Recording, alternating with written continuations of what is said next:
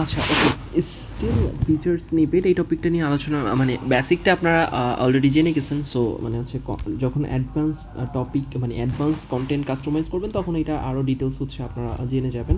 Okay fine. Let's এইবার আসেন হচ্ছে এবি টেস্টিং।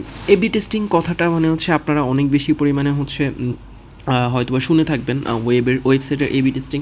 এবি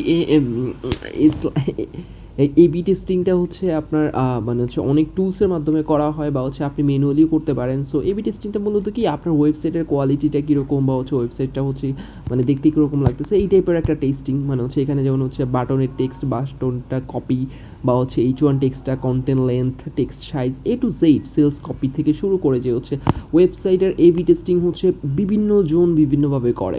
সো এই জিনিসটার ব্যাপারটা হচ্ছে আপনি হচ্ছে কি বলে আপনার বিভিন্নভাবে এবি টেস্টিংয়ের প্রসেস থাকে। সো আপনি এই ব্যাপারটা নিয়ে একটু মানে হচ্ছে গুগল করেন বা হচ্ছে ঘাটাঘাটি করেন বা হচ্ছে আপনার এই তিনটা মানে হচ্ছে সাইট আছে, এই সাইট তিনটার মধ্যে গিয়ে হচ্ছে আপনি আপনার ওয়েবসাইটটা দিয়ে দেখেন যে ওরা কি টাইপের ডাটা আপনাকে প্রদান করে। সো এই টাইপের মানে হচ্ছে কিছু মানে হচ্ছে কি বলে জিনিসপত্র থাকে যে হচ্ছে আপনার ওয়েবসাইটের কোয়ালিটিটা যাতে ভালো থাকে এবং হচ্ছে ওয়েবসাইটে আর ইউজার এক্সপিরিয়েন্সটা যাতে করে ভালো হয়, ঠিক আছে। সো যাতে করে হচ্ছে আপনি অ্যাজ এ মার্কেটার হিসেবে চিন্তা করবেন আপনার একটা পেজ যেটা একটা সেলসের জন্য একটা যে কোনো একটা পেজ অনেক বেশি পরিমাণে ইম্পর্টেন্ট, ঠিক আছে।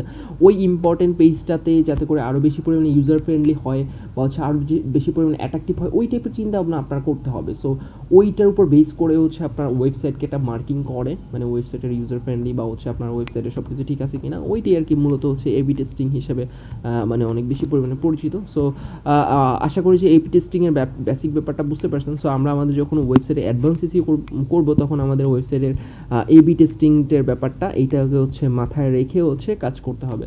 সো আশা করি বুঝতে পারছেন। Thank you.